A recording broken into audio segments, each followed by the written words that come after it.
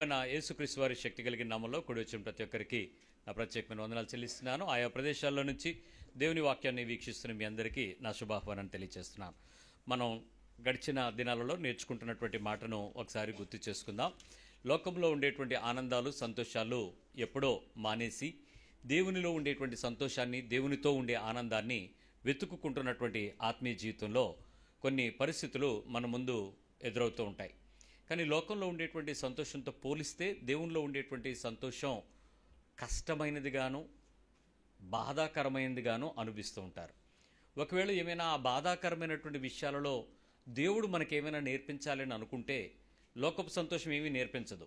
ఆ లోకంలో ఆనందం, సంతోషించిన తర్వాత వచ్చేటువంటి ఆయాసం, దుఃఖం, ఖర్చు, ఆ నొప్పి ఉంటాయి. కానీ దేవునిలో మాత్రం నువ్వు ఏ రకమైన సంతోషాన్ని, ఆనందాన్ని నేర్పించినటువంటి పాఠంతో మీరు పోల్చి చూసుకుంటే ప్రపంచంలో అనేకుల కన్నా మీరు మెరుగైనటువంటి స్థితిలో ఉంటారు. అందుకనే ఒక మనిషి యొక్క ఆనందపు స్థితులు దేవునితో పెంచుకోగలగటానికి క్రీస్తు పరలోకం నుంచి దిగి మానవ రూపంలో మన మధ్యలోకి వచ్చి మనతో జీవించినటువంటి స్థాయిని చూపించాడు.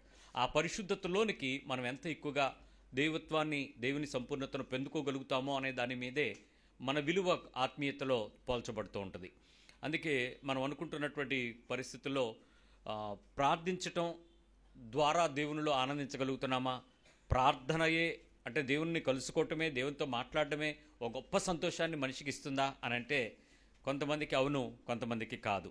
కొంతమందికి సీజనల్ అవును, కొంతమంది సీజనల్గా కష్టం. సీజన్ అంటే ఈ 40 రోజులు తెగ ప్రార్థన చేస్తారు. ఆ తర్వాత ప్రార్థన ఉంటుందా? మళ్ళీ సంవత్సరం మళ్ళీ గుడ్ ఫ్రైడే కనపడాలి, ఈస్టర్ రావాలి. మళ్ళీ కొంతకాలం చర్చిలో కొన్ని ఫాస్టింగ్ ప్రేయర్లు ఉంటుంటాయి. ఆ ఫాస్టింగ్ ప్రేయర్లో తెగ ప్రార్థన ఉంటాయి. మళ్ళీ ఆ తర్వాత ప్రార్థనలు ఉండవు. ప్రార్థన అనేది దేవునితో సంతోషం కలిగించే అనుభవంగా చాలామందికి మార్చుకోకపోవటమే అది మరి ఏ రకమైనటువంటి భక్తి మనం నేర్చుకోవాలి. ఈ భక్తిలో, ప్రార్థనలో చాలా విషయాలు నేర్చుకుంటూ వ్యక్తిగతమైనటువంటి కోరికలు, ఆశలు, ఇష్టాలు, డిజైర్స్, వీటిని మనం దేవునితో మాట్లాడినందుకు ఇలాంటి పరిస్థితుల నుంచి దేవుడు ఇలాంటి కోరుకుంటున్నాడని తెలియకపోవడం కూడా చాలా తప్పే. ఈరోజు మరొక అడుగు లోపలికి వెళ్ళి మనం ప్రార్థించే ప్రార్థనలలో ఇప్పటి వరకు చేసిన విషయాలలో ఇలా నేను అడిగి ఉంటాను, ఇలా అడగకూడదని నాకు తెలియదు, లేక ఇలా అడగాల్సిందేమో, దేవా నేను ఇలా అడిగితే బాగుండు అనేటువంటి ఏదైనా కొంత ప్రత్యక్షత మనకు వస్తుందేమో మనం ప్రయత్నించేద్దాం. 25 ఏళ్ళు సుమారుగా దేవునితో నడిచిన తరువాత ఈరోజు ప్రార్థిస్తున్నటువంటి వ్యక్తులను చూసినప్పుడు ఇది తప్పుగా మాట్లాడుతున్నారే, దేవునితో ప్రార్థిస్తున్నామనేటువంటి అనుభవంలో ఉంటూ సంతోషించని ఆత్మీయతలు చూస్తున్న వేదనతో ఈ మాటలు మీకు నేను తెలియచేయడానికి ప్రయత్నం చేస్తున్నాను. నేనేదో ప్రార్థనలో పరాకాష్ఠని కాదు. ఆ జీవితాలు వేస్ట్ అవుతున్నాయి. ప్రేయర్ లైఫ్లో ప్రార్థనా జీవితం కలిగిన క్రైస్తవులు సైతం క్రీస్తుతో సంబంధం లేని క్రైస్తవ్యాన్ని వెంబడించడం దుఃఖకరంగా ఉంది. ఆ ప్రార్థనా అనుభవాన్ని ఏ స్థాయిలో పరిపూర్ణతలోకి తెచ్చుకోవాలో మరికొంచెం లోపలికి వెళ్ళి నేర్చుకోవడానికి ప్రయత్నం చేద్దాం. నేను గడిచిన వారంలో మీతో నేర్పించిన సంగతుల్లో కలిగి ఉండడం తప్పు కాదు, కానీ కోరుకోవటం తప్పు, నేరం. రెండోది, ఉండి ఉండడం తప్పు కాదు, తృప్తి లేకపోవటం నేరం. పొంది ఉండడం తప్పు కాదు, దురాశ కలిగిన ప్రార్థన జీవితం నేరం. శుభ్రంగా ఉండడం అవసరమే, తప్పు కాదు, కానీ అందాన్ని కోరుకోవటం అది నేరం. బలహీనతలను ఒప్పుకోవటం నేరం, తప్పు కాదు, కానీ శరీరాశలను కోరుకోవటం నేరం. ఈ 5 రకాల ప్రత్యక్షతలు ప్రార్థన జీవితంలో కొంచెం మార్పు కలిగి ఉండడం కోసం నేర్చుకున్నాం. మరి కొంచెం లోపలికి వెళ్ళడానికి ప్రయత్నం చేద్దాం. ఆహారం ఎంతమందికి ఇష్టం? ఒక్క రోగమైన వాడికి తప్ప ఆ రోగము లేని వాడికి ఆహారం అనేదే ప్రాణం, చాలా ఇష్టం. ఫుడ్ అనేది ఇష్టం. ఈ ఫుడ్ లవర్స్ని మనం ఏ పరిస్థితుల్లోనైనా మనం మార్చలేం. కానీ యేసుక్రీస్తు వారు ప్రార్థన చేసినటువంటి ప్రార్థనకు, మన నేటి ఆహారానికి మధ్యలో ఉండేటువంటి ప్రార్థనా జీవితం ఉందో లేదో ఒకసారి చెక్ చేద్దాం ఈరోజు. ఏమండి? దేవుని మాటతో ఉండేటువంటి జీవితానికి, ఆహారానికి సంబంధించి మానవ జీవితం పట్ల ఉండేటువంటి పరిస్థితుల మధ్యలో ఉండేటువంటి స్థితి ఏంటో ఒకసారి ఆలోచన చేద్దాం. మీలో ఎవరికైనా ఆకలి అనేటప్పుడు ఆహారం తీసుకోవటం అవసరమని మీకు చెప్పకుండానే మీ బాడీ మీ లాంగ్వేజ్లో చెప్పుద్ది. లోపల ఓ రకమైన అనుభవం వస్తుంది. దాని పేరు ఆకలి అని మీకు ఎవరో చెప్తే కానీ అర్థం అవ్వదు. చిన్నప్పుడు దానికి ఏడుపు పిల్లలు చూపిస్తారు. పెద్ద అయిన తర్వాత వాళ్ళు ఏడవకుండా మనమే పెడతాం. పెట్టి వాళ్ళు తినకపోతే మనం ఏడుస్తాం. డాక్టర్ల చుట్టూ తీసుకెళ్ళి మా పిల్లడు తింటలేదు, మా పిల్ల తింటలేదని. ఆ తర్వాత వాడు తినికి ఏడుస్తాడు, ఎక్కడ బాగుంది అక్కడ బాగుందని. ఈ తిండి గొడవల్లో రుచి శుచి అవసరం. టేస్ట్ ఈజ్ ఫుడ్, ఫుడ్లో టేస్ట్గా ఉండడం, అది శుభ్రంగా ఉండేటువంటి ఆహారం తీసుకోవటం మనిషికి అవసరం. కానీ తిండిపోతుతనం నేరం. బైబిల్ చాలా ఖచ్చితంగా చెప్తుంది, నువ్వు తిండిపోతు అయిన వాళ్ళ నీ గొంతుకి కత్తి పెట్టుకో. తిండిపోతుతనం నేరంగా, అది ఒక రకమైన 7 పాపాల్లో ఒక పెద్ద పాపంగా తిండిపోతుతనం అనేది బైబిల్ చెప్తుంది. తిండిపోతు అనే దానికి నిర్వచనం చెప్పలేము, కానీ తినాలి అనేటువంటి అధిక అపేక్ష, ప్రతిసారి ప్రతి దానిని ప్రతి సందర్భంలో దాని రుచి నేను అనుభవించాలి అనేటువంటి అపేక్ష, దానికి సమయమును విశ్రాంతినివ్వని శరీరానికి విపరీతమైనటువంటి మాంసాపేక్షతో కానీ ఫలాపేక్షతో కానీ రుచి అపేక్షతో కానీ చేసేది కూడా తిండిబోతుతనాలుగా నిర్వచించవచ్చు. ఈ రెండింటికి మధ్యలో దైవవాక్యానుసారమైనటువంటి క్రమము మనలో ఏ రీతిగా ఉందో, ప్రార్థనా జీవితంలో ఎలా ఉంటుందో ఒకసారి ఆలోచన చేద్దాం. మత్తయి సువార్త 6వ అధ్యాయము 11వ వచనంలో ప్రభు మనకి చెప్పినటువంటి ప్రార్థనలో ఉన్నటువంటి ఈ వచన భాగాన్ని ఒకసారి అర్థం చేసుకుందాం. మాథ్యూ 6:11. మా అనుదిన ఆహారం నేడు మాకు దయచేయము. యేసుక్రీస్తు వారు చేసినటువంటి ప్రార్థన. ఎలా ప్రార్థన చేయాలి? శిష్యులు దేవునితో మాట్లాడటం ప్రతిసారి యేసు ప్రభువుకి అలవాటుగా ఉండడం బట్టి, ఏంటి డాడీ నువ్వు ప్రార్థన చేస్తున్నావు అని శిష్యులు అడిగారు.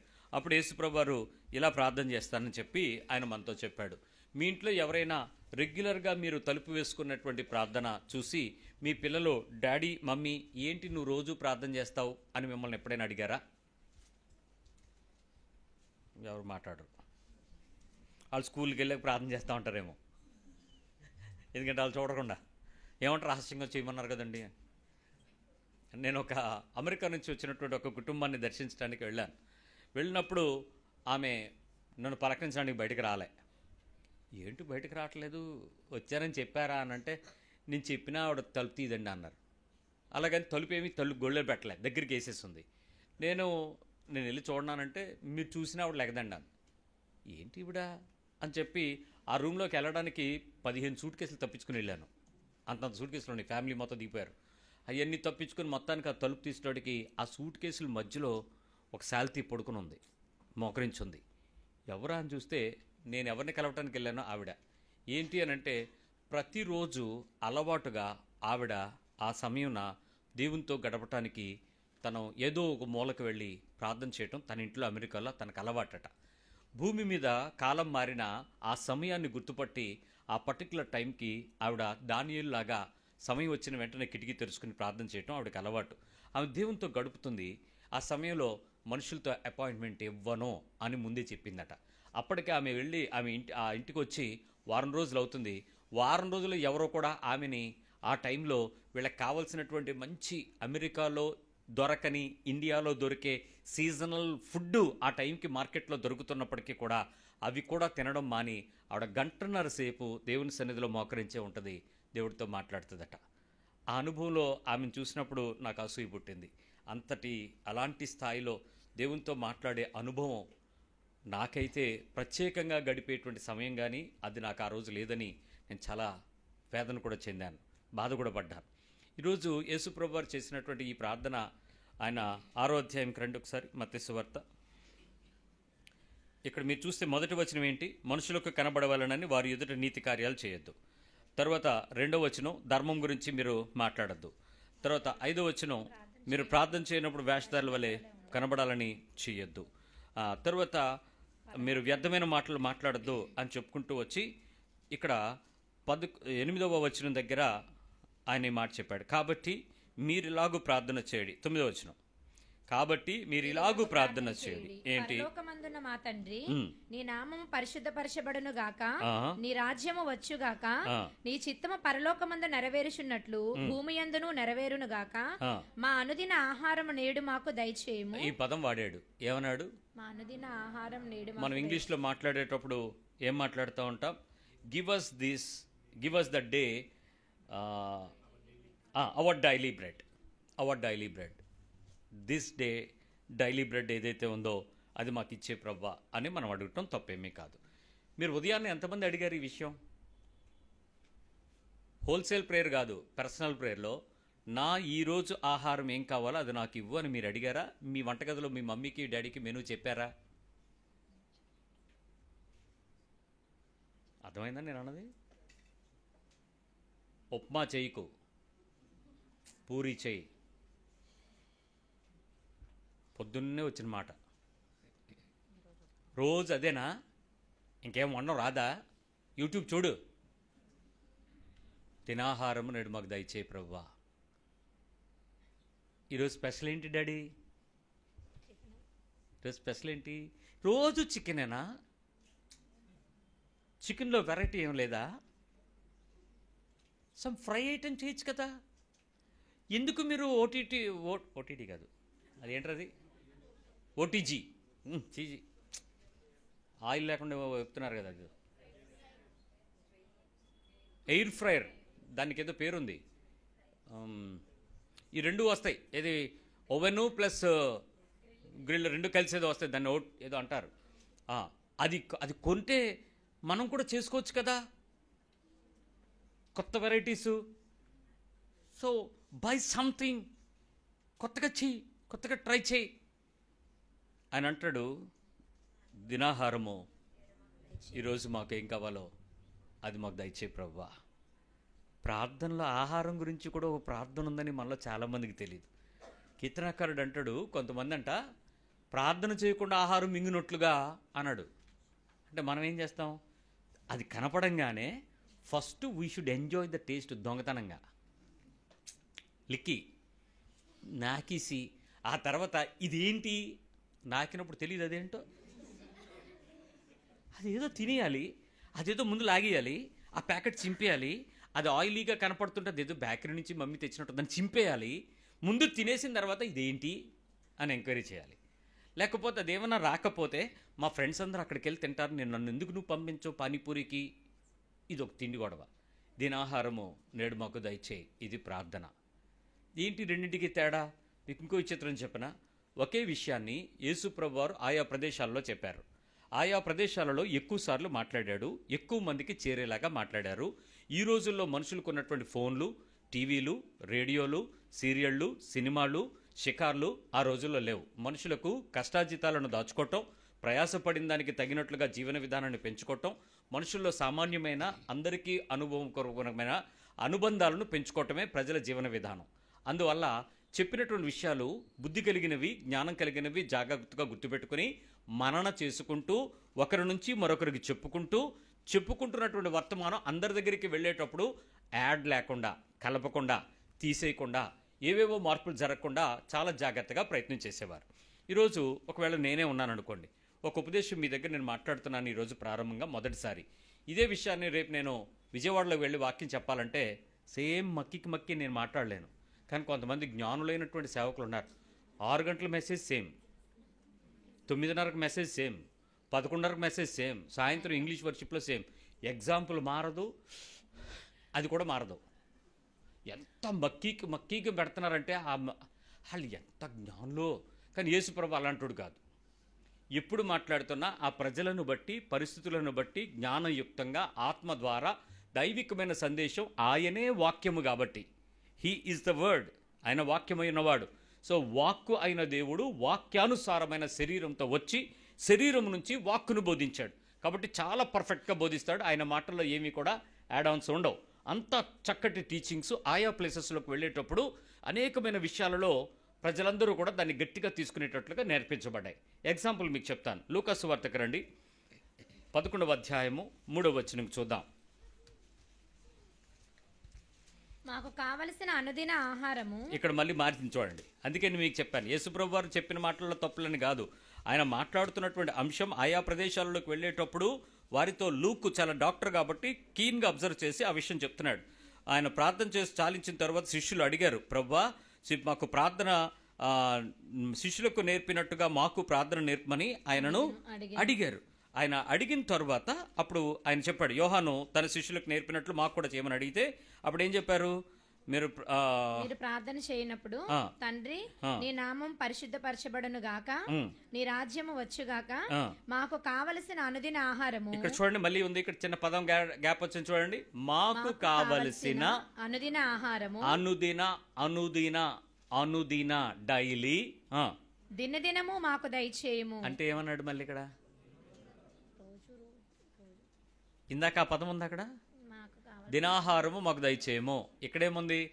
మాకు కావాల్సిన దినాహారము దినదినము, the day after day, the day by day, it in the days మాకు ఇవ్వండి. విషయం ఒకటే, కొంచెం మార్పుతో ప్రజలకు కొన్ని విషయాలనైనా చెప్పాలని ఆశపడుతున్నాడు. ఈరోజు మీ జీవితంలో ఆహారం తీసుకోవటంలో ఎంతమంది శ్రద్ధ వహిస్తున్నారు? ఎంతమంది కోరిక కలిగి ఉన్నారు? కోరిక కలిగిన వాటిని తినటానికి మీరు చూపించేటువంటి ఆసక్తి ప్రార్థనా సంబంధమైందేనా? ప్రార్థించుట ద్వారా తెచ్చుకున్నటువంటి ఆహారం తినటం మీకు తెలుసా? ప్రార్థించుట ద్వారా వచ్చినటువంటి ఆహార పరిశుద్ధత మీ శరీరానికి ఎంత బలమో మీరు ఎప్పుడైనా ప్రయత్నం చేశారా? ఆహారములో నుంచి దేవుని పక్షమైనటువంటి ఆహారాన్ని రుచి చూడగలగటం ఆత్మీయ జీవితానికి ఎంత మేలైన ఆత్మీయ జీవితమో తెలుసా? ఈరోజు నా ఇంట్లో కొనుక్కోవడానికి లేనప్పుడు నేను తెచ్చుకునేటువంటి ఆహారం దేవుడు నాకు ఇచ్చే ఆహారంగా మీరు ఆలోచించొద్దు. ఒకప్పుడు స్థాయి మీకు ఆకాశ పక్షులు మీకు తీసుకుని వచ్చి ఇవ్వగలిగేటట్లు పోషించిన దేవుడు. కానీ ఆకాశ పక్షులను ఆహారంగా పంపించినటువంటి ఇజ్రాయెల్ ప్రజల్లో నుంచి నేటి కాలము సంపాదించుకునే భాగ్యాన్ని పెంచాడు.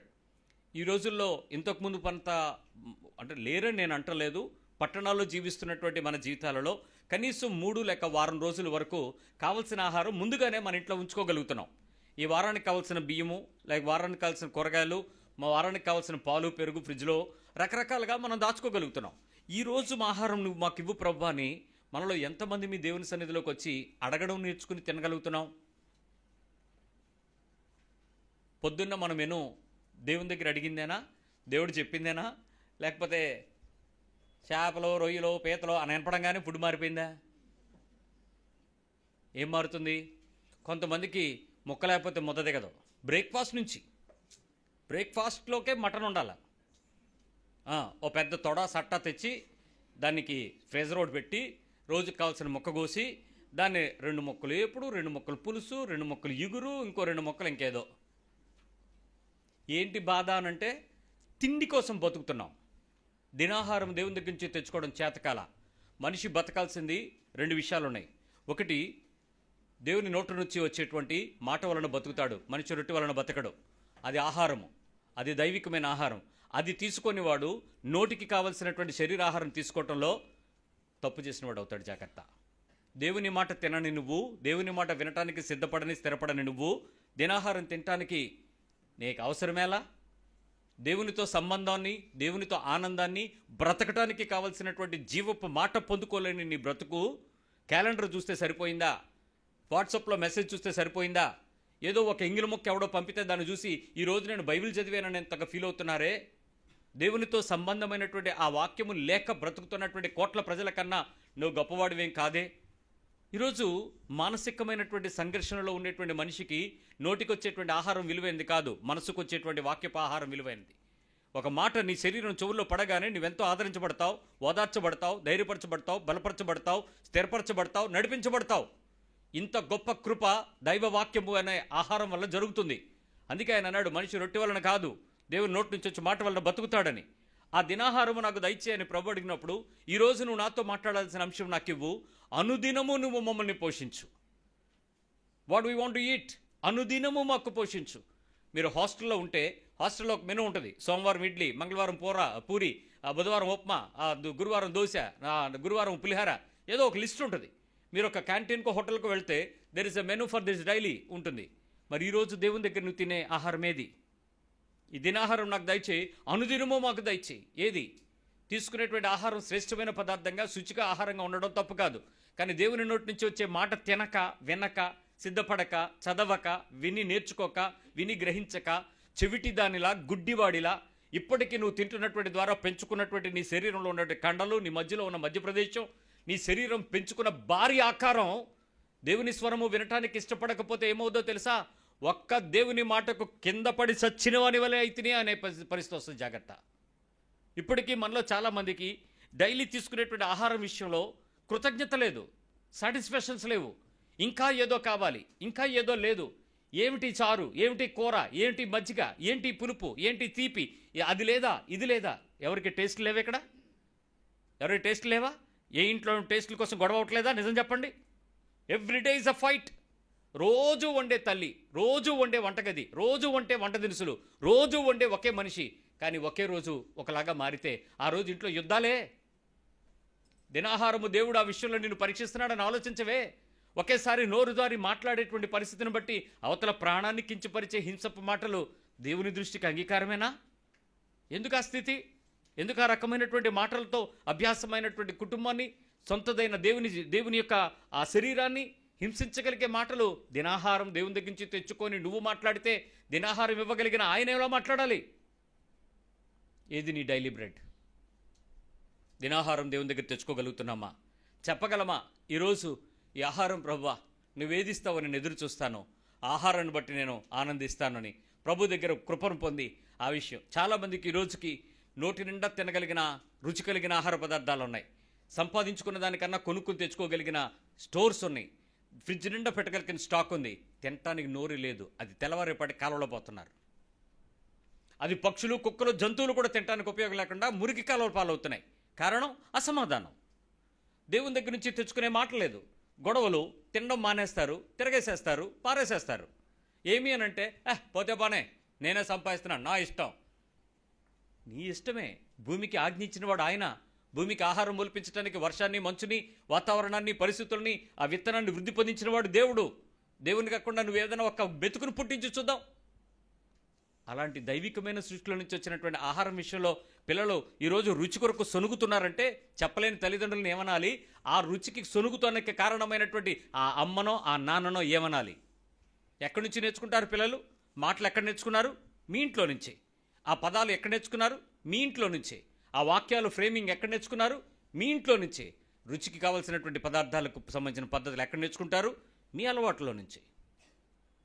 దినాహారము ఈరోజు దేవుడు మనకి ఇచ్చాడు, అందును బట్టి దేవుని కృతజ్ఞతలు చెల్లిద్దాం. ఈ ఆహారం దేవుడు వండడానికి కృపించాడు, దాన్ని బట్టి దేవుని కృతజ్ఞతలు చెల్లిద్దాం.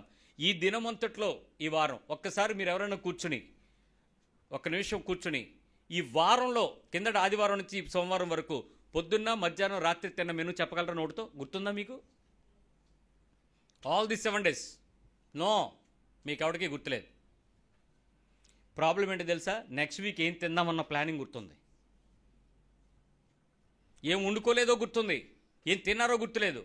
ఆయన అంటున్నాడు అక్కడ, దినాహారము నేడు మాకు దయచేయమని నువ్వు దేవుణ్ణి అడగాలి, దేవుని దగ్గర నుంచే తెచ్చుకోవాలి, దేవుని వైపు చూడాలి. దేవుని వైపు తెచ్చుకోకుండా నువ్వు తీసుకునేటువంటి ఆహారం విషయంలో దేవుడు అన్యాయస్తుడు కాదు, న్యాయవంతుడు. నువ్వు ఎలా ఆలోచిస్తున్నావు? So take care. ఈరోజు నువ్వు ఆహారం తినగలుగుతున్నావు అంటే సంపాదిస్తున్నాను, నాకు వండి పెట్టో, డబ్బులు నేను ఇస్తున్నాను, నాకు కావాల్సినట్టు పెట్టో, నేను ఇస్తున్నాను. ఆ విషయంలో దేవుని దగ్గర నుంచి కృతజ్ఞత చెల్లించలేని కుటుంబాల్లో నేను ఎరుగుదును. మీ బలహీనతలు 2 విషయాల్లోనే నేను వివరంగా మాట్లాడుతున్నాను. మొట్టమొదటిది, నేను సంపాదిస్తున్నాను, క్షమించు, భాగ్యం ఇచ్చిన వాడు దేవుడు. నేను అనేటువంటి సంపాదనకు ఏమైనా తేగలను, ఏమైనా తినగలను, ఎంతైనా ఖర్చు పెడతాను, ఏదైనా తెస్తాను, సచ్చినట్టు నాకు వండి పెట్టు. నీ భార్య బానిస కాదు, నీ సహకారి. ఆమె నీ జీవితం కొరకు ఏర్పాటు చేయబడిన ఒక ఆధ్యాత్మికమైన జీవిత కృపావరమును భాగస్వామి. You cannot demand her. భార్య మాట్లాడుతుంది, ఏ పూటకు సర్దుకోలేవేటే, ఉన్నది తిను సాల్లే. ఉంటే ఒక పూట తక్కువ అవుతుంది, ఏమవుతుంది? సహకారి సహకారాన్ని ఇవ్వకుండా అహంకారాన్ని ఇస్తే పురుషుడు భార్యని ఎలా ఏలుకుంటాడు, ఎట్లా ప్రేమిస్తాడు? సహకారం ఏంటి? తన పురుషుని యొక్క అవసరత ఏంటి, తన పిల్లల అవసరత ఏంటి, తన ఇంటివారి అవసరత ఏంటి, తన పనివారి అవసరత ఏంటి? అజ్ఞాని, జ్ఞానం కలిగి వినో. ఈ పూట తక్కువ అయింది అని అంటే ఈ పూట ఏం తింటారో, ఎలా తింటారో, ఎంత తింటారో తెలియని గుడ్డిదానివా, చెవిటిదానివా? బాధ్యత లేదా నీకో?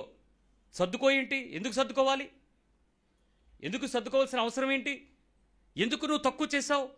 తక్కువ చేయలేదు, నేను ఒక ముద్ద తిన్నానండి అని చెప్పు, ఆయన ఒప్పుకుంటాడు.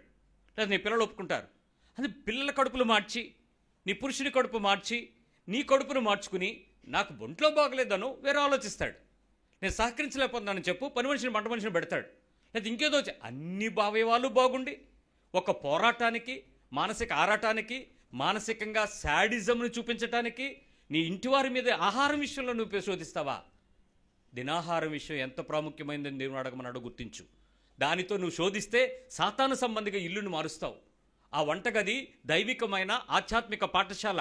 నీ ఇంటివారి ఆహార పదార్థాలు తయారు చేసేటప్పుడు ప్రేమ, ఆప్యాయత, ఆ ప్రదేశంలో ఆసక్తి, ఆ ప్రదేశంలో నీ శక్తి, నీ నైపుణ్యం, నీ జ్ఞానం, నీ ఆలోచన, నీ మెలకువ, నీ స్పృహ, అత్యధికంగా నీ అనురాగం దానిలో కలుపుతావు. నీవిచ్చేటువంటి శ్రేష్టమైన ఆతిథ్యం నీ ఇంటి వారికి ఆరోగ్యాన్ని ఇవ్వాలి, ఆత్మీయతనివ్వాలి, బలమును చేకూర్చాలి, ఆరోగ్యాన్ని చేకూర్చాలి, శ్రేష్టమైన వంటకపు రుచిని బట్టి నీ ప్రేమను సంపాదించుకోగలగాలి. ఉందా నీ ఇంట్లో?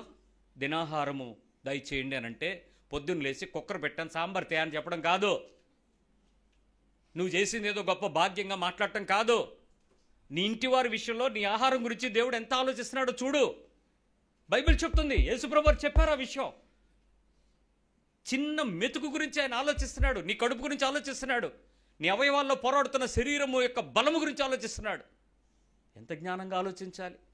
చాలామంది, కొంతమందికి నేను అది అదృష్టం అనే పదం వాడలేం కానీ కృప అనే పదం వాడచ్చు దాన్ని.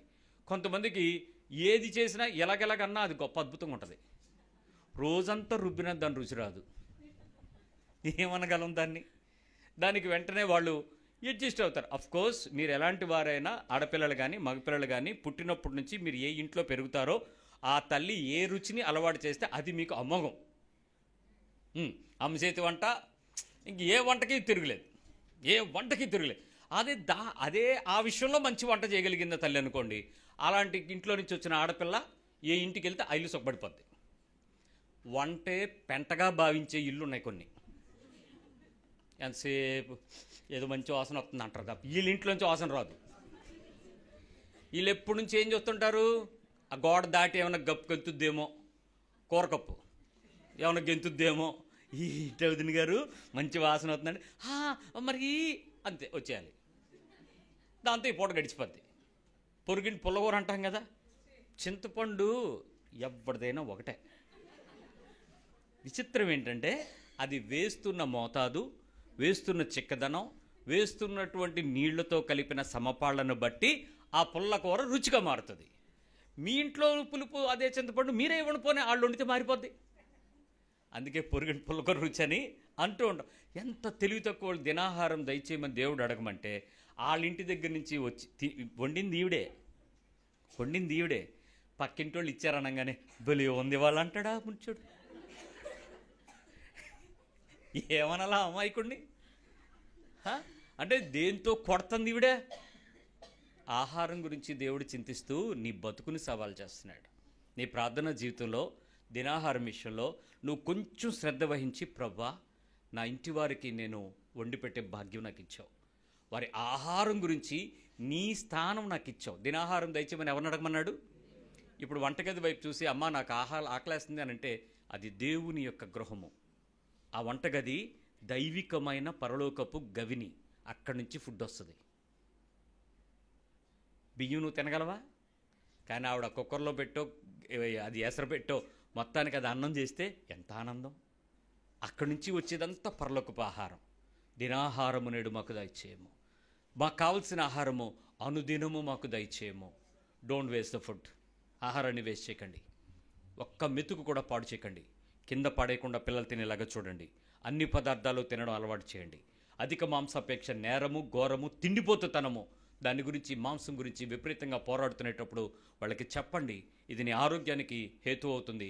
అంతేకాదు దేవుని దృష్టికి ఇజ్రాయేల్ ప్రజలు అధికమైన మాంసాపేక్ష కలిగి పళ్ళు ముందుకు తీసుకున్నారంట. పళ్ళ మధ్యలో ఉన్నది టూత్ పిక్తో పీకారంట. ఆ తర్వాత ముక్కుల్లోంచి వచ్చిందంట అది. అంటే ఎంత తినుంటారు? ఇంకొంచెం ఉందని చెప్పి పట్టించేస్తూ ఉంటే, లోపల కూకేస్తుంటే ఏమవుద్ది ఒక రోజు? అధికమైన మాంసాపేక్ష.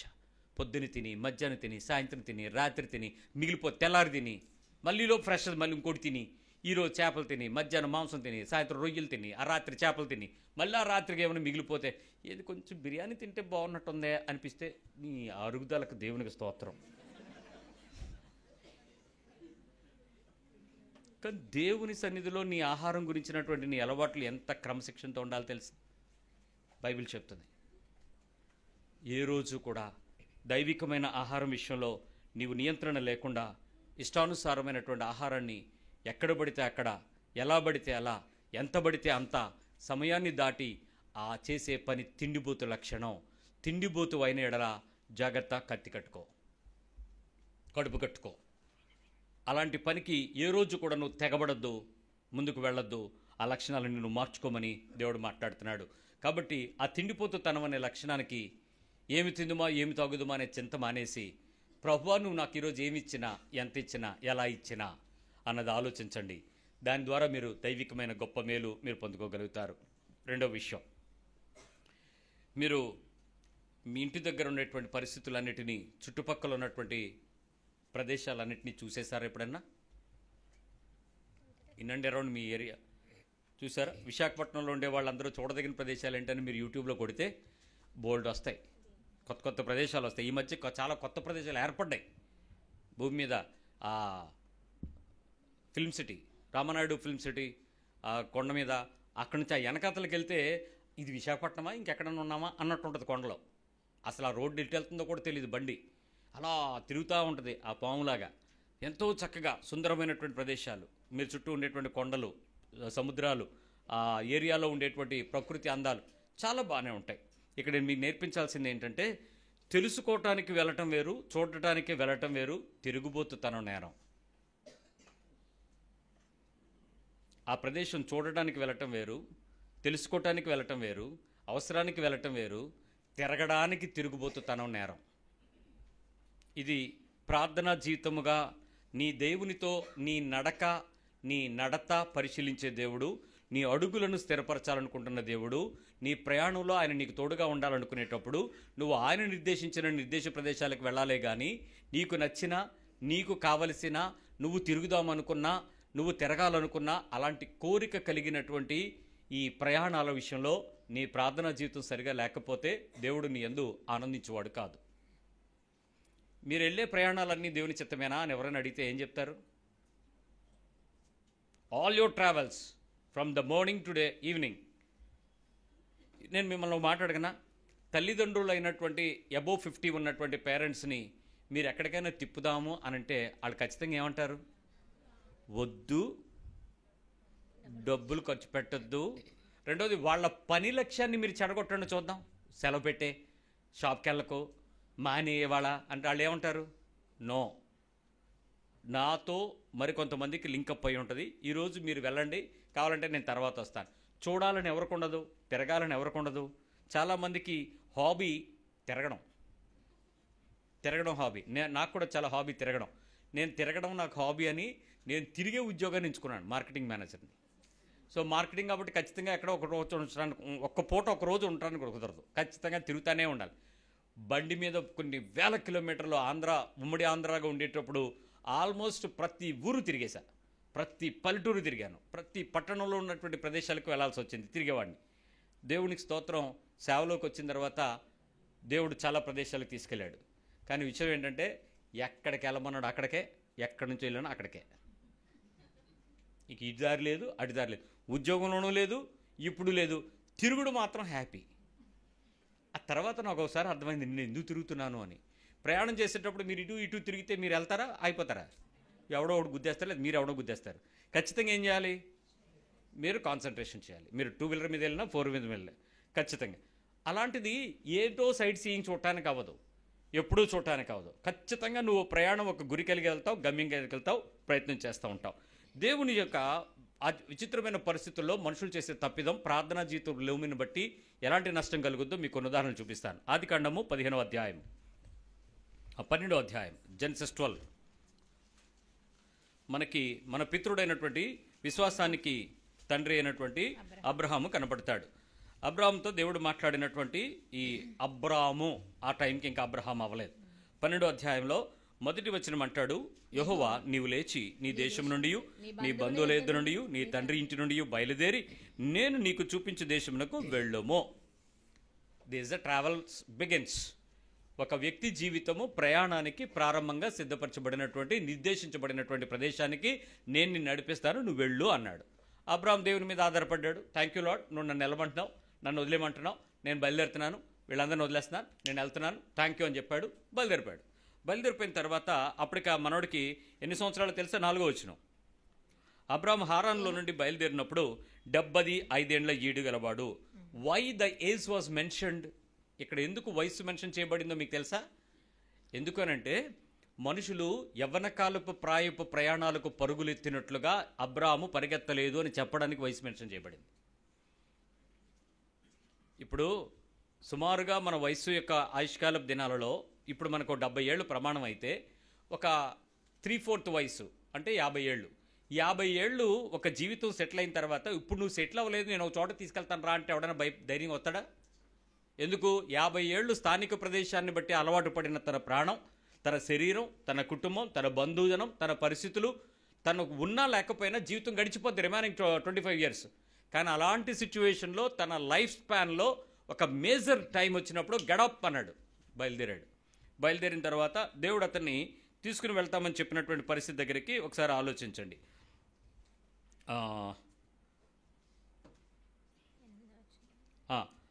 మొత్తం తీసుకుని ఎక్కడికి బయలుదేరారు? 5వ వచనం.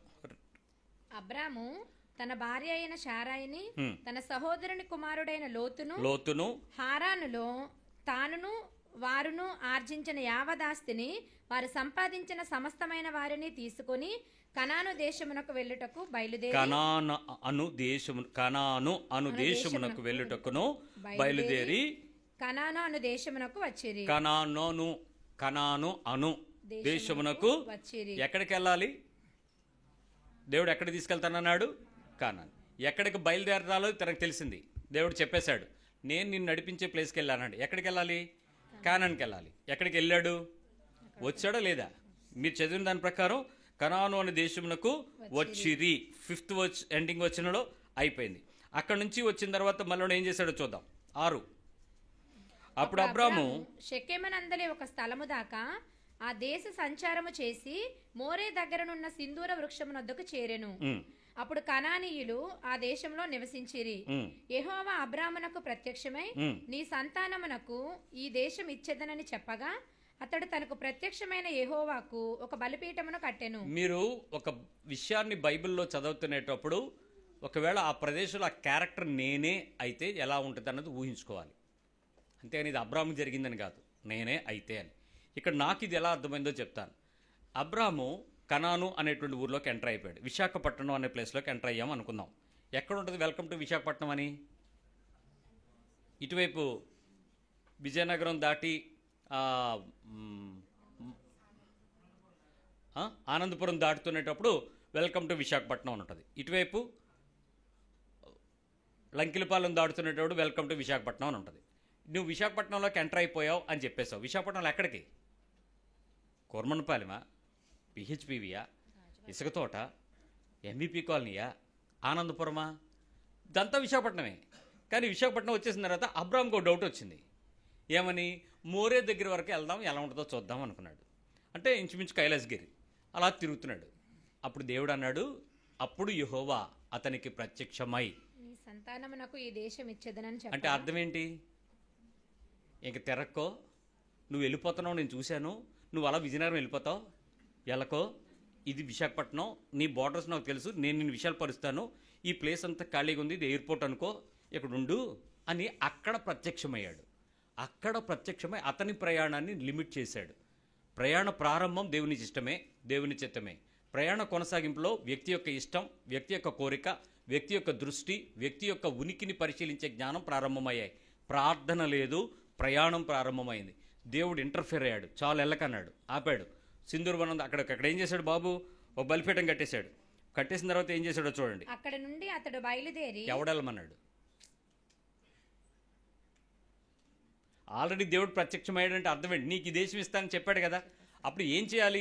నువ్వు ఇచ్చేంత వరకు నేను ఇక్కడ ఉంటాను ప్రభువా, నువ్వు ఇష్టమని చెప్పాలి. కానీ అక్కడి నుంచి ఏం చేశాడు? బాయ్య బేతేలుకు మళ్ళీ బయలుదేరి బేతేలుకు తూర్పుననున్న కొండకు చేరి పడమటనున్న బేతేలుకును తూర్పునున్న హాయికిని మధ్యను గుడారము వేసి అక్కడ యెహోవాకు బలిపీఠమును కట్టి యెహోవా నామమున ప్రార్థన చేశాను. దేవుడు ప్రత్యక్షమై చెప్పిన దగ్గర ఉండడం బెటరా, నీకు నచ్చిన దగ్గరికి వెళ్ళి గుడారాలు వేసి ప్రార్థన చేయడం బెటరా? మనిషికి ప్రార్థన జీవితం అనేది, దైవ నడిపింపు అనేది ఎంత దగ్గరగా ఉన్నా అంత అడ్వాన్స్ అవుతావు ప్రయాణంలో. వాళ్ళ ఇంటి వరకు వెళ్ళటం దేవుడు అనుమతిస్తాడు, అక్కడి నుంచి పక్కింటికి వెళ్ళడం దేవుడు అనుమతించడు. నీకు అర్థం కావాలి. నీ తమ్ముడి దగ్గరికి వెళ్ళడం దేవుని చిత్తమే, అక్కడి నుంచి మీ బామ్మర్ దగ్గరికి వెళ్ళడం దేవుని చిత్తం కాకపోవచ్చు. ఆగిపోవాలి. పనిలో పని చాలామందికి ఇక్కడ వరకు వచ్చాం కదా, పనిలో పని ఆ మీదకి వెళ్ళి వచ్చేస్తే, ఆ ఊరు తిరిగి వచ్చేస్తే దేశదిమ్మరం అయిపోతావు. జాగ్రత్త. నీ ప్రయాణాలన్నీ దేవుని చిత్తమేనా?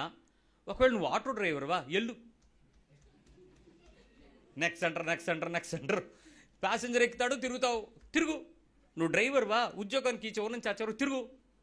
నీ ఆత్మీయ ప్రయాణము, భౌతికమైన ప్రయాణంలో నీ వ్యక్తిగతమైన ప్రార్థనా జీవితపు నడిపింపు లేకుండా నువ్వు తీసుకునే ప్రతి యాక్షన్ కూడా ఎగనెస్ట్ గాడ్ రోల్. నిన్ను సిద్ధపరచబడిన ప్రదేశం, నిన్ను స్థిరపరచబడిన ప్రదేశం, నువ్వు ప్రయాణిస్తున్న తూర్పు, పడమర, ఉత్తర, పశ్చిమ దిక్కులు దేవుని దృష్టికి అంగీకారం కాకపోతే నువ్వు వెళ్తున్న ప్రతి ప్రదేశంలో నువ్వు ఇబ్బందిని ఎదుర్కొంటావు. ఇక్కడ ఏం జరిగిందో చూడండి. అబ్రహాము 8వ బలిపీఠం కట్టాడు, యెహోవా నామం ప్రార్థన చేశాడు. దేవుడు ఏమి ఇంటర్ఫియర్ అవ్వలే, దేవుడు రాలే, అబ్రహాంతో మాట్లాడలే. నో వర్రీ మై డియర్ అనలా. మొదట అక్కడ బలిపీఠం కట్టాక మునుపు అక్కడికి వచ్చాడు, మాట్లాడాడు, గుర్తుంది, కృతజ్ఞత ఉంది. ప్రయాణం ఆగింది, ప్రయాణం సఫలపరచబడింది, ప్రయాణం ఎక్కడికి వెళ్ళాలో తెలిసింది, ఎందుకు వెళ్ళాలో తెలిసింది, ముందుకు వెళ్లకుండా ఉండడానికి దేవుడు ప్రత్యక్షమే ఆపడం తెలిసింది. కానీ అక్కడి నుంచి ఆగడం తెలియలా. ఏం జరిగిందో చూడు. అబ్రాము ఇంకా ప్రయాణము చేయొచ్చు దక్షిణ దిక్కుకు వెళ్ళెను. ఎక్కడికి వెళ్ళాడు మళ్ళీ? ఏంటి ఈయన కోరిక? నిజానికి లోతు కాపర్లకు అబ్రాహాం కాపర్లకి గొడవైన తర్వాత వాళ్ళిద్దరిని ఎంచుకునేటప్పుడు లోతు ఆ పచ్చికగా ఉన్నటువంటి ఏదేను తోటను ఎందుకు ఎంచుకున్నాడంటే ఈ అబ్రాహాంతో తిరగడం వల్లే. ఈ తిరుగుడు అలాంటి చేస్తుంది నీకు. ఎక్కడికి వెళ్ళాలి దేవుడిని అడగో, నీ కళ్ళుకి ఏది బాగుందో అక్కడికి వెళ్తావు. ఎక్కడికి వెళ్తే దేవుడు నన్ను పోషిస్తాడు, దీవిస్తాడు, నడిపిస్తాడు, బలపరుస్తాడు, ఇతరులకు ఆశీర్వాదంగా నడిపిస్తాడని వాగ్దానం చేశాడో ఆ హక్కుదారుడుగా అవ్వాలని నువ్వు ఎదురు చూడవు. నీ కన్నులకు ఏది ఇంపుగా ఉందో, నీకెక్కడ సుఖంగా ఉందో, నీకెక్కడ కంఫర్ట్ జోన్లో ఉందో, నీకెక్కడ ఇన్కమ్ రైజ్ ఉందో, నీకెక్కడ ఫెసిలిటీ ఉందో అక్కడికి ప్రయత్నం చేస్తావు. There is no prayer for your life. ప్రార్థనా జీవితం రాదు, ప్రార్థన నడిపింపు రాదు.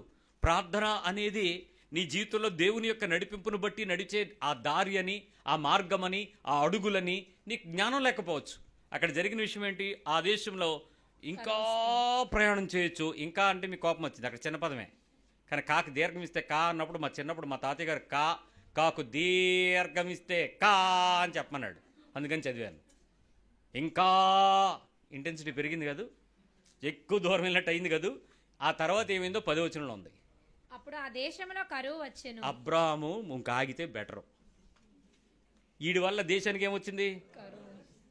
ఒక్క మనిషి విధేయత పరలోకం నుంచి దీవెన తాగలిగితే, ఒక్క మనిషి అవిధేయత దేశమంతటి మీదకి పాపం తీసుకొచ్చిందంట. ఆ మొదటి మనిషి ఆదాము గురించి మనం మాట్లాడతాం, కడపటి ఆదాము క్రీస్తు గురించి మాట్లాడతాం. మధ్యలో ఈ అబ్రాహాం గురించి ఏం మాట్లాడాలి మరి? మీ జీవితంలో చూడండి, మీలో ఎవరైనా అబ్రాహాములు కనపడుతున్నారేమో. ఎందుకు వచ్చారో తెలియదు, విశాఖ వచ్చారు. ఎందుకు వెళ్తున్నారో తెలియదు, ఇంకో దేశం వెళ్తారు. ఈ ఊరు, ఆ ఊరు, ఈ ఇల్లు, ఆ ఇల్లు, ఆ పేరు, ఆ పట్టణం, అక్కడ ఇక్కడ ఎక్కడో సెటిల్ అవ్వట్లేదండి. దేవుణ్ణి అడిగితే కదా నువ్వు తిరిగే తిరుగుడికి. దేవుని చెప్తే కదా, ఆయన చెప్తే నువ్వు వెళ్ళు, అడుగుపెట్టు స్థలము నీది, స్వాస్థ్యం అవుతుంది, ప్రజలు దీవెనకరంగా మారుతారు, నీ వలన పట్టణాలు ఆశీర్వదించబడతాయి, నీ వలన దేశం సమృద్ధిలోకి వెళ్తుంది, నీ ద్వారా దేవుడు గొప్ప కార్యాలు చేయడానికి ఇష్టపడతాడు, నీ వలన నీ దేవుడే నా దేవుడని ప్రజలు నీ దగ్గర ఉన్న నేలను పట్టుకెళ్ళడానికి మనుషులు వస్తారయ్యా, మట్టి పట్టుకెళ్తారయ్యా నీ దగ్గర నుంచి. దేవుని వాగ్దానం ఏదది? ఈరోజు నీ ఇల్లు అలాంటి ఆశీర్వాదమైన ప్రదేశంలో ప్రయాణంలో నడిచిందా? నీ ఇంటి వారు అలాంటి ప్రయాణంలోనే ఉన్నారా? నీ పిల్లలు అలాంటి ప్రయాణానికే దేశాలు దాటిస్తున్నావా? నువ్వు ప్రపంచాన్ని చుట్టేయడానికి ఉద్యోగస్తులు డాలర్లు అనుకున్నావు, ఇప్పుడు గుండెల్లో రైళ్లు పరిగెడుతున్నాయి. అమెరికాలో ఉన్నవాడికి ఒక్కొక్కడికి గ్రీన్ కార్డు ఉన్నవాడికి నెమ్మది లేదు. ఏ రోజు ఏ రకమైన శాసనం వస్తుందో తెలియదు. అందరు ప్రార్థనలు ఒకటే, ట్రంప్ చచ్చిపోవాలి. ట్రంప్ బాబులంటోడు వస్తాడు రేపు. ట్రంప్ సిద్ధాంతాల కన్నా రేపు నువ్వు ఇంకా ఏడ్చే సిద్ధాంతాలు ముందున్నాయి. నువ్వు ఏ దేశాన్ని నమ్మావో, ఏ ప్రపంచాన్ని నమ్మావో, ఏ భూమిని నమ్మావో, దేవుడు నమ్మిన నమ్మకాన్ని దాటి పరిగెడదాం అనుకుంటున్నావా? నీకన్నా దేవుడు తెలివైనవాడు కాదా? నీవే తెలివైన వాడువా, జ్ఞానం కలిగిన వాడువా? నీ పిల్లల ప్రయాణాలు, నీ ప్రయాణాలు, నీ ఆత్మీయ యాత్రలు అన్నీ దేవునికి ఇష్టానుసారమైన ప్రార్థనలను నడుస్తున్నాయి ఈరోజు. నేను ఇంకా సింపుల్ ఫార్మాట్ చేసి చెప్పాలంటే, ఈ వచనం తరువాత అనేక మంది ఇజ్రాయెల్ ప్రజల నడిపింపు దేవుని ఇష్టంలో నడిచింది. దేవుడు ఎలా నడిచాడో తెలుసా? పగలు మేఘస్తంభమై, రాత్రి అగ్నిస్తంభమై. విషయం ఏంటో తెలుసా? రాత్రి ఒకవేళ అగ్నిస్తంభమై నడిపించేటువంటి అవసరం ఉండేటప్పుడు ఆ పిల్లర్ అక్కడ నడిచేది, తర్వాత అక్కడ ఆగిపోయేది. పిల్లర్ అంటే అగ్నిస్తంభంగా నడిచినటువంటి ప్రదేశం, అక్కడ ఆగిపోయేది. అంటే నిలువు టార్చ్ లైట్ అనమాట. అలాగే వెళ్ళి అక్కడ ఆగిపోయేది. మనుషులు మరేం పర్లేదు వెళ్ళిపోదామని అలవాటుకి వెళ్తే చచ్చిపోతారు. పగలు మేఘం లేకుండా వాళ్ళు దాటిపోయి వెళ్ళిపోతే ఎండకి మలమలు మాడి చచ్చిపోతారు. అయినా దేవుడు వాళ్ళని ఎక్కడ అడ్వాన్స్ అవనివ్వకుండా పైన ముందు ఆ ఏసీలోను ఆ లైటింగ్లోను, ఆ ఏసీలోను ఆ లైటింగ్లోను అంత పర్ఫెక్ట్గా నడిపించి ఎక్కడ తొందరపాటు పడకుండా చూసుకున్నాడు. అయినా ప్రజలు వారి ప్రయాణం విషయంలో దేవుని నడతను, దేవుని నడిపింపును గుర్తుపట్టలేకపోయారు. అనేక మంది ప్రయాణాలు అలాగే జరిగాయి. 40 రోజులు ప్రయాణం జరిగింది. ఎష్కోలులో ఈ ప్రదేశంలో శిష్యులందరినీ పిలిచే జనమందరినీ పోగేశారు. ఒరే, మీ ఊర్లో మీ తరంలో మీ ట్రేడ్, మీ 12 గోత్రాల్లో మీ గోత్రంలో, మీ ట్రైబ్లో, మీ గోత్రంలో మంచి బాగా బలం ఉండి ప్రయాణం చేయడానికి సమర్థత కలిగిన, ఎలాంటి పరిస్థితుల్లోనైనా రాత్రి పగలు ట్రావెల్ చేయగలిగిన ఒక ఇద్దరిని తీసుకురండి రా అన్నాడు. మొత్తానికి సెలెక్ట్ చేశారు. ఆ ఇద్దరిలో ఒకటి ఫిల్టర్ అయ్యాడు. మొత్తం 12 మంది వచ్చారు. రండ్రా, మీరందరూ వెళ్ళి ఆ దేశం చూసి రండిరా అన్నాడు. దేవుడు చెప్పాడు వెళ్ళి చూసిరమ్మని, చెప్పాడు ఇస్తానని. వీళ్ళని ఎవరు పంపించారు మరి? మోషేతో పాటు ఉన్న పెద్దలు. వాళ్ళందరూ పెద్దలు మోషే మాటను నమ్మలేక, మోషే చెప్తున్న దేవుడిని నమ్మలేక దేవుడు నడిపింపు చూస్తున్నారు. కానీ అక్కడ వీళ్ళకున్న ఒక ప్లాన్ వచ్చింది, వీళ్ళ ప్రయాణం వచ్చింది. ఒకవేళ అలాంటి ప్రదేశంలో ఒకవేళ 12 మందిలో నిన్ను కూడా పంపిస్తే ఆ దేశంలోకి వెళ్ళి సంఖ్యాకాండం 13వ అధ్యాయం నంబర్స్ 30:13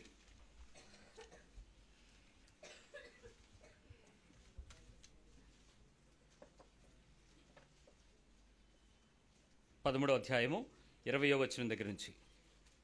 దానిలో చెట్లున్నవో లేవో కనిపెట్టవలెను, మరియు మీరు ఆ దేశపు పంటలో కొన్ని తీసుకుని రండని చెప్పాను. వీళ్ళు కాబట్టి వారు వెళ్ళి సీను అరణ్యము మొదలుకొని హమాతు పోవు మార్గముగా రెహేబు వరకు దేశ సంచారము చేసి చూచిరి. వారు దక్షిణ దిక్కున ప్రయాణము చేసి హెబ్రోనుకు వచ్చిరి. అక్కడ అనాకీయులు, అహీమాను, శేషయి, తల్మయి అనువారుండిరి. చూడండి, ఇక్కడ అనాకీయులు అనేది ఒక వంశం. అహీమాను, శేషయి, తల్మయి అనువారు ఉండిరి. ఈ విషయం ఎవరు చెప్తున్నారు? మోషే మనకు చెప్తున్నాడు. మోషేకి ఎవరు చెప్పారు? వాళ్ళు వచ్చి చెప్పిన విషయాలు ఇక్కడ చెప్తున్నాడు. అంటే ఆ ఊరు వెళ్ళిన తర్వాత ఆ ఊర్లో ఎవరు గొప్పోళ్ళో, ఎవరు ప్రముఖులో వాళ్ళు చూశారు. వాళ్ళు నేలను చూశారు, పంటను చూశారు, చెట్లను పుట్లను చూశారు, ఫలాలను చూశారు, రాజులను చూశారు, మనుషుల్ని చూశారు. ఇలాంటి వాళ్ళు ఉన్నారు, ఇలాంటి గొప్పోళ్ళు ఉన్నారని చెప్పి వచ్చారు. ఒకవేళ నువ్వు ఏదైనా దేశంకి వెళ్తే ఆ దేశంలో గొప్పోళ్ళు ఎవరంటే ఏం చెప్తారు మీరు?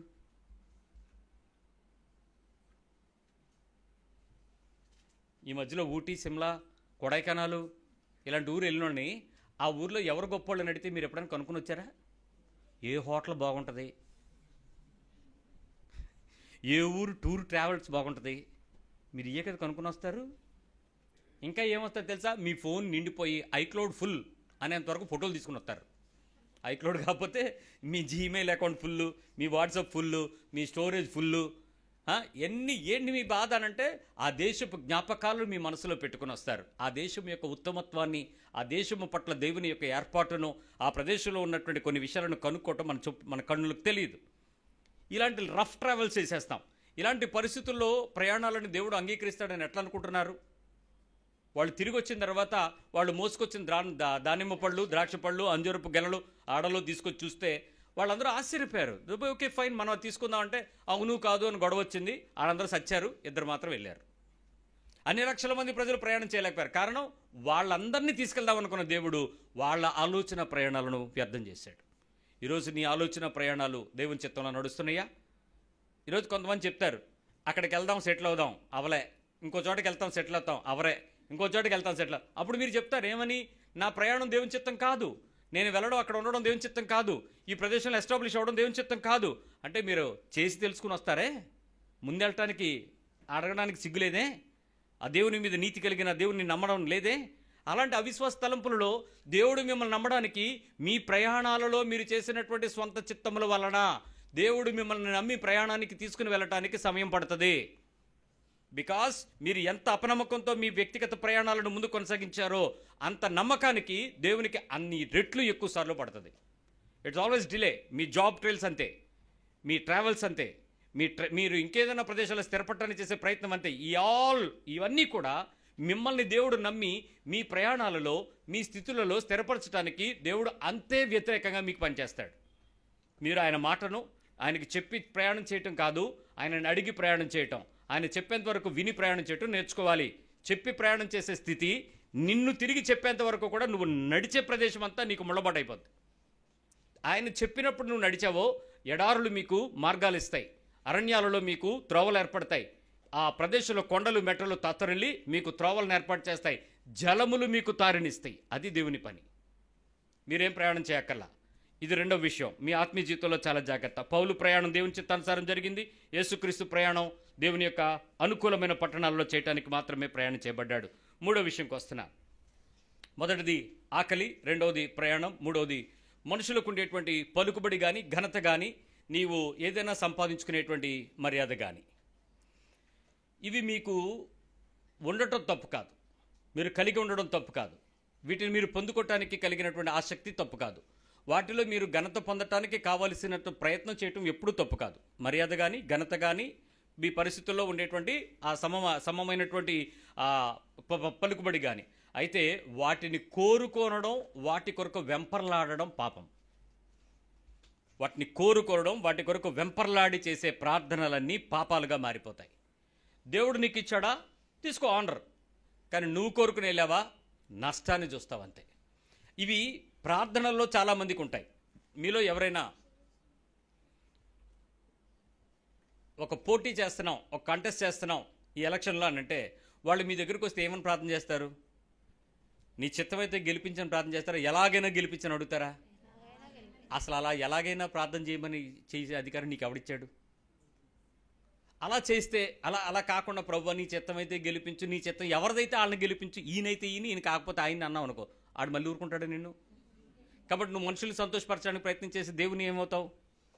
అదే పరిస్థితి. ఈరోజు మనిషి జీవితానికి ఇచ్చేటువంటి చాలా విషయాలలో దైవికమైన పరిస్థితులు వ్యతిరేకంగా మారుతాయి. జస్ట్ సింపుల్ ఎగ్జాంపుల్ చెప్తాను. లూకా సువార్త 14వ అధ్యాయం 8వ వచనం.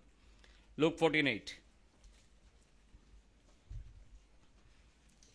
8 నుంచి 14వ అధ్యాయం 8వ వచనం నుంచి. నిన్నెవరైనాను పెండ్లి విందుకు పిలిచినప్పుడు, ఇక్కడ మనుషులు ఘనత గురించినటువంటి విషయం ప్రభు మాట్లాడాడు. ఎలా మాట్లాడాడో చెప్దాం. మనుషులు మిమ్మల్ని ఎవరైనా ఒక డిన్నర్ కానీ లంచ్ కానీ పిలిచారనుకోండి, అగ్రపీఠము మీద కూర్చుండవద్దు. మీరు వెళ్ళిపోయి అక్కడ ఉన్నటువంటి ఫ్రంట్ లైన్ విఐపి చైర్లో కూర్చోకండి. కొంతమందికి వేస్తారు కదా కుర్చీలు, అట్లా దిగబడకండి, బాగుంటాయని చెప్పేసి. ఒకవేళ నీకంటే ఘనుడు అతని చేత పిలువబడగా నిన్నును అతనిని పిలిచినవాడు వచ్చి ఇతనికి చోటిమ్మని నీతో చెప్పును. అప్పుడు నీకు ఎలా ఉంటది? సిగ్గుపడి కడపడి. ఇప్పుడు నువ్వు వెళ్ళి కూర్చున్నావు, హాయిగా సేద తీరుతున్నావు, ఆల్రెడీ కూల్ డ్రింక్ కూడా వచ్చింది, ఫ్లవర్ బొకే కూడా వచ్చింది. ఈలోపు ఎమ్మెల్యే వచ్చాడు. ఆయన తిన్నగా నీ దగ్గరికి తీసుకొస్తారు కదా, వచ్చి ఏమంటారు అప్పుడు? సార్ కొంచెం పక్క జరగండి, లేదా అవతలకి వెళ్ళండి సార్, ఆయన విఐపి. నువ్వు వెళ్ళకపోయినా ఆ సెక్యూరిటీ వాళ్ళు లాగేతారు. ఆ గన్నమెన్లు వచ్చి పోయి ఎలాగండి సార్ వచ్చారు కూర్చుంటారు అని చెప్పి లేపేస్తారంతే. సచ్చినట్టు ఆ ఫీలింగ్ ఎలా ఉంటుందండి ఆ టైంలో? మీకు ఎలా ఉంటుంది? నేనే గనుడు అనుకున్నాను, ఇప్పుడు ఆకన్నా గంత వచ్చింది, నన్ను ఎందుకు ఇక్కడ కూర్చోబెట్టాడు? అసలు ఈడు అసలు పెళ్ళికి వచ్చినందుకు, ఆ భోజనానికి వెళ్ళినందుకు నీ ముఖం కొట్టేసినట్టు అయిపోదు. సో నీ ఘనత ఎక్కడ ఉండాలి? లాస్ట్లో ఉండాలి. నిజానికి నీ మనసు కూర్చోడానికి కోరుకుంటుందా? అడగండి మీ పక్క వాళ్ళని. నిన్ను చూసి వాళ్ళు వచ్చి నిన్ను పిలిచికెళ్ళి కూర్చోబెట్టుకునే స్టేజ్లో నువ్వు ఉండడం దేవునికి ఇష్టం. కానీ అందరి దగ్గరికి ముందుకెళ్ళిపోవడం, అందరు రావడమే స్ట్రైట్గా ఎక్కేస్తారు అంతే. వచ్చి ఒక లుక్ ఇచ్చి అంత చూసి నేను వచ్చాను అని చెప్పడం అనమాట. అప్పుడు మళ్ళీ ఆ ఫ్రంట్ సీట్లో ఖాళీ లేకపోతే ఏంటి ఇలాగా ఒక నిమిషం అలా చూడడం. మేము రీసెంట్గా మా బంధువుల మ్యారేజ్ ఒకటికి వెళ్ళినప్పుడు వాళ్ళకి చెప్పింది అదే, నో విఐపి చైర్స్ తీసేయండి అని. వాడు చాలా బాధపడ్డాడు. నో నథింగ్, పెళ్ళనంటే అందరిని ఒకసారి పిలిచాం, అందరూ ఒకసారి వస్తారు, అందరికి ఒకటే భోజనం, అందరూ ఒకచోటే తింటారు, తీసిపడేనా. ఆ విఐపి చైర్లన్నీ తీసేసి కుటగప్పేసాం వెనకతలు పెట్టి, మొత్తం మామూలు కుర్చీలే. ఒక ఆయన అడిగాడు, ఏంటి స్పెషల్ ఏమీ లేదేంటని. నువ్వు స్పెషలే, ఈ పెళ్ళిలో ఉన్న వాళ్ళందరూ స్పెషలే అని. పెళ్ళిలో మీకు వేరే స్పెషల్ ఎవరుంటారు చెప్పండి? పెళ్ళే స్పెషల్ కదా, అందరు రావాలి కదా, ఎందుకు అది తేడా చూపించావు? ఆ పెళ్ళిలో గెలగల్లాడిపోయారు అందరూ, ఏంటి ఏంటి ఏంటి అని. అంతే. లాస్ట్లో కుర్చీలు సరిపోక, లేకపోతే ఏదో ఎవడో చూశాడు ఇక్కడ ఏదో కొంచెం కుర్చీలు ఉన్నాయి, అవి తీసి లాస్ట్లో వేసాం విఐపి కుర్చీలు. వచ్చినప్పుడు ఏంటి కుర్చీలు ఎక్కడ ఉన్నాయి, ఎంత నలిగిపోయారంటే అందరు నా పేరు చెప్పారు, ఆ పాస్టర్ గారు ఒప్పుకోలేదని. దేవునికి కృప ఏంటంటే ఆ మర్యాద ఆ తర్వాత నేను వెళ్ళినటువంటి సభలలో ఎక్కడెక్కడైతే చర్చిలో చెప్పానో ఆ చర్చిలో ఫాలో అయ్యారు. ప్రత్యేకత లేదు. వివాహం అనేది అందరికీ సామాన్యమైన పిలిపే, అందరూ ముఖ్యమైన వారనే పిలిచాము, అందరినీ గణపరచుకోవటం మాకు నీతి, కాబట్టి స్పెషల్ చైర్ లేదు అందరూ ఒకేలా కూర్చుందాం, అందరూ ఒకే చోట తిందాం, అందరికీ ఒకటే, ఇంక్లూడింగ్ పాస్టర్స్. నేనేంటి, మా అమ్మగారు ఏంటి, అందరం కూడా వెళ్ళి లైన్లో నుంచి తింటాం. కారణం ఏంటి? నీకు తీసుకెళ్ళి ప్రత్యేకంగా కూర్చోబెట్టడం ఏంటి? ఒకవేళ దేవుని యొక్క వాక్యాన్ని మీరు అడ్డం చెప్పేశారేమో, ఏమని, మీ శ్రేష్ఠ పదార్థాలన్నింటిలో మీకు ఫలం ఇవ్వాలని చెప్పి మీ సేవకులకి ఆతిథ్యం ఇయ్యడని మీకు ఏమైనా చెప్పేశారేమో. దొంగ వాక్యాలు. ఆ వచనం ఎప్పుడో తెలుసా? నిన్ను మీ ఇంటికి పిలిచి మీకు ఆతిథ్యం ఇచ్చినప్పుడు. సభలలోనూ, విందులలోనూ, కార్యక్రమాలలోనూ మీకు ఎప్పుడు కూడా స్పెషల్ అటెన్షన్ చూడక్కర్లా. మీ ఇంటికి పిలిచినప్పుడు ప్రత్యేకంగా చేస్తారు. అప్పుడు తిను, ఎముకలు లేనివి, గొంతు దెక్కకుండా అడ్డుపడకుండా ఉండేవి తిందు. కానీ ఆ పేగులు ఇంకా అవన్నీ. విశ్వాసి జీవితానికి తిండి జీవితం కాదు, ముందు నేర్చుకున్నాం. మూడవది ఘనత, గుర్తింపు ఇంపార్టెంట్ కాదు. ఆ గుర్తింపు దైవ చిత్తానుసారం రావాలి. దానికి తగ్గట్టుగా నేను ఎప్పుడు వెనుకనే ఉండాలి. అన్ని పరిస్థితులకు దూరంగానే జరగాలి. ఏ పరిస్థితుల్లోనైనా ప్రజలు నన్ను చూసి నా మేలును, నా ఘనతను గుర్తించి మీరు వచ్చి ముందు కూర్చోండి అని వాళ్ళు ఆహ్వానించగలగాలి. ఎట్టి పరిస్థితుల్లోనూ ఆ గుర్తింపుని, ఆ పిలుపును, ఆ బిరుదును కోరుకోవడానికి వాక్యం ఒప్పుకోవటం లేదు. అపోస్తుల కార్యాలు 17వ అధ్యాయము 3వ వచనం. 17:3-4. తన వాడుక చొప్పున సమాజపు వారి యొద్దకు వెళ్ళి, క్రీస్తు శ్రమపడి మృతుల్లో నుండి లేచుట ఆవశ్యకమనియు, నేను మీకు ప్రచురము చేయు యేసే క్రీస్తై ఉన్నాడనియు లేఖనముల్లో నుండి దృష్టాంతములనెత్తి విప్పి చెప్పుచు వారితో 3 విశ్రాంతి దినములను తర్కించుండెను.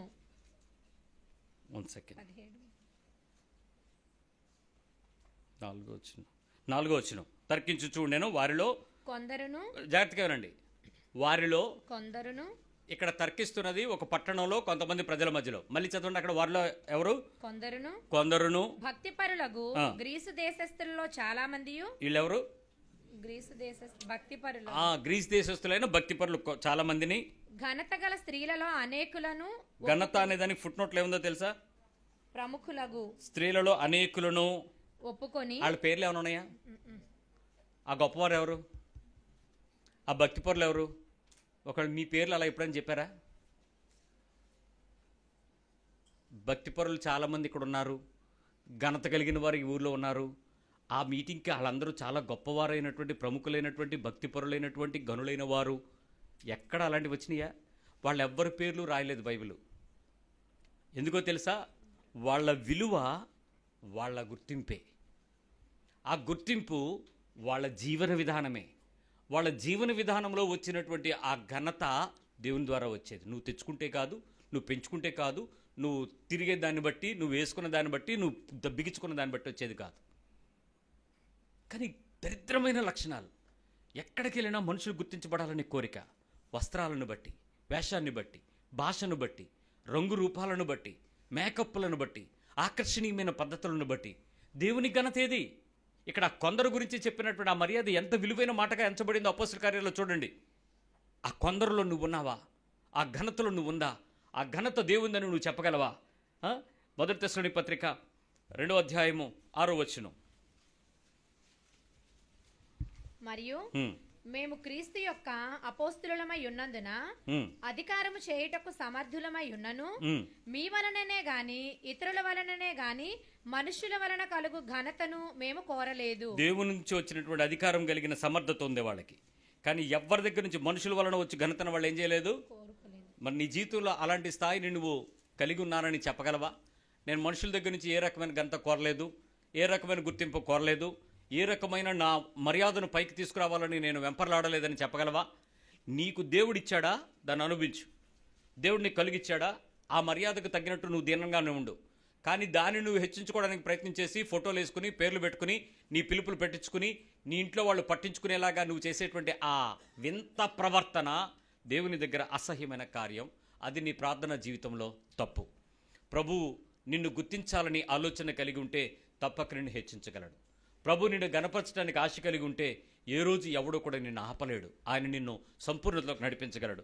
అందుకని దైవ చిత్తానుసారమైన పరిస్థితుల్లో ఎలాంటిది కూడా మీరు వ్యతిరేకంగా ఉండడానికి వీల్లేదు. సామెతలు 22:4. యెహోవా యందు భయభక్తులు కలిగి ఉండుట, యెహోవా యందలి భయభక్తులు కలిగి ఉండుట వినయమునకు ప్రతిఫలము, ఐశ్వర్యమును ఘనతయు జీవమును దాని వలన కలుగును. దేని వలన ఏమేమి వస్తాయి? దేవుని యందు భయభక్తులు కలిగి ఉంటే నీకు రావాల్సినవి ఏంటి? వినయము, ఐశ్వర్యము, డబ్బు, ఘనతయు, ఘనత, జీవము నీకు వస్తాయి. ఇక్కడ ఆ జీవము దేవుని దగ్గర భయభక్తులతో వచ్చినాయా, మనుషుల దగ్గర డిమాండ్లతో వచ్చినాయా? మనుషుల దగ్గర గొప్పగా కనపడాలనుకున్న ఘనత దేవుని నుంచి వచ్చిందని నువ్వు చెప్పగలవా? మరి ఎందుకు వెంపర్లాడుతున్నావు? ఎందుకు తెచ్చుకుంటున్నావు? పలానా పదవి నాకుందని ఎందుకు చెప్పుకుంటున్నావు? పలానా గుర్తింపు నాకు ఉందని ముందుకి వెనక్కి పేర్లు ఎందుకు పెట్టుకుంటున్నావు? ఆ బిరుదులు నీకు అవసరమా? ఆ ఘనత నీకు అవసరమా? మా ఇంట్లో అందరికన్నా ఈడే చాలా గొప్ప అని ఎందుకు చెప్పుకుంటున్నావు? దేవుని నుంచి వచ్చే ఘనతకు ప్రజలు కదా నిన్ను గణపరుస్తారు. నువ్వేలా గణపరుచుకోవడానికి ప్రయత్నం చేస్తున్నావు? మొన్న ఒక ఆయన వచ్చి చెప్తున్నాడు, నేను సోన్సు అని చెప్పి రిటైర్డ్ అన్నాడు లాస్ట్లో. అప్పుడు నేను సెకండ్ ఇచ్చి, మీరు రిటైర్డ్ అని ముందు చెప్పండి అన్నాను. నువ్వు ఇప్పుడు పదవిలో ఉంటే నీకు ఇచ్చే మర్యాద వేరు, రిటైర్డ్ అంటే నీ సర్వీసెస్ సరిపోయినాయి అని చెప్పి. అంటే నువ్వు చేసింది మంచిదే, నువ్వు చేసింది విలువైనదే, చేసింది గొప్పే. కానీ చేసినటువంటి ఉద్యోగం నువ్వు కోరుకుంటే వచ్చిందా, ప్రభుత్వం కోరుకుని నీకు ఇచ్చిందా? ఆ రోజు నువ్వు పొందినటువంటి ఘనత ఈరోజు నువ్వు చెప్పుకోవడంలో ఎందుకు గర్వం తీసుకుంటున్నావు? Be humble.